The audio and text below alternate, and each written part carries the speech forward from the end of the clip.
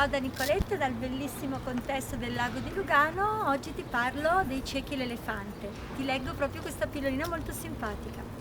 Un tempo, in un paese dell'Arabia, regnava un califfo molto saggio. Egli era rattristato dall'ottusità dei suoi ministri e dalla loro mente ristretta.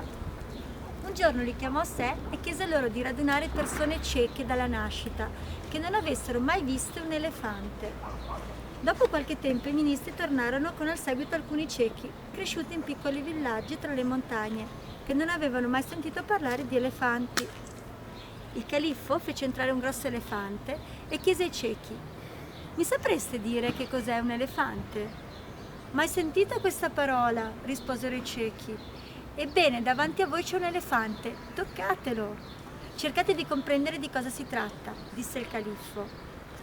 Un cieco che stava toccando da cima a fondo una zampa esclamò soddisfatto: «L'elefante è una colonna!» «No, è una tromba!» disse il cieco che aveva toccato la proboscide.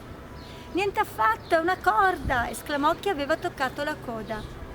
«Ma no, è un grosso ventaglio!» ribatté chi aveva toccato l'orecchio. «Vi sbagliate tutti, è un grosso pallone gonfiato!» urlò il cieco che aveva toccato la pancia. Tra loro c'era il più grande scompiglio e disaccordo, perché ciascuno, pur toccando solo una parte, credeva di conoscere l'intero elefante. Chi non si sforza di avere della realtà una visione più ampia e si accontenta degli aspetti separati e parziali, senza metterli in relazione tra di loro, si comporta come questi ciechi. Puoi conoscere a fondo tutte le rughe della zampa dell'elefante, ma non saprai mai che cosa c'è e che cos'è veramente un elefante. Il senso cos'è? Che spesso la nostra percezione della realtà è limitata ad una piccola parte, ad un piccolo elemento. Vai oltre, impara ad andare oltre, allarga la tua visione, esci dalla zona di comfort. Innamorati delle cose che ti circondano e vai oltre. E questo è il messaggio. Tu cosa stai vedendo dell'elefante? La coda, la proboscide, la pancia?